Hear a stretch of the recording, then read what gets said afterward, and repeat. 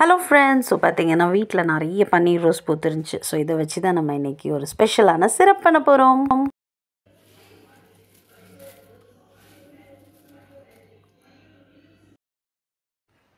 ஒரு ஃப்ரைங் பேனில் நல்லா தண்ணியை கொதிக்க வச்சு நம்ம பெட்டல்ஸை நல்லா உதுத்து வச்சு அதை நல்லா வேக வைக்க போகிறோம். ஸோ ஒரு 5 to 10 minutes நல்லா மீடியம் ஃப்ளேமில் நம்ம பாயில் பண்ணி எடுத்துக்கணும் இந்த ரோஸ் பெட்டல்ஸை.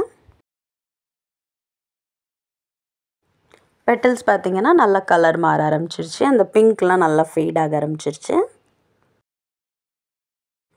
நெக்ஸ்ட்டு ஒரு பீட்ரூட் எடுத்துக்கலாம். பீட்ரூட்டை நல்லா கிரேட் பண்ணி எடுத்துக்கோங்க.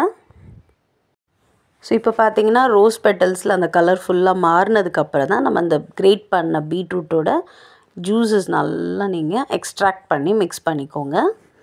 இதை ஒரு 5 minutes பாயில் பண்ணலாம்.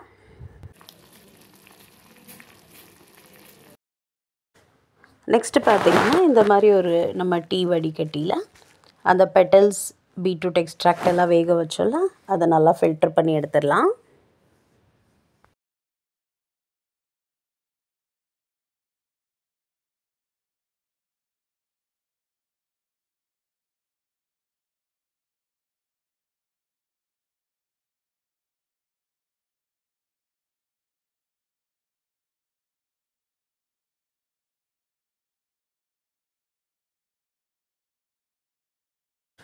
நெக்ஸ்ட்டு மறுபடியும் ஒரு எம்டி பேனில் நம்ம எக்ஸ்ட்ராக்ட் வடிகட்டி வச்சுருக்கோம்ல இதை மறுபடியும் நல்லா பாயில் பண்ணிக்கணும்.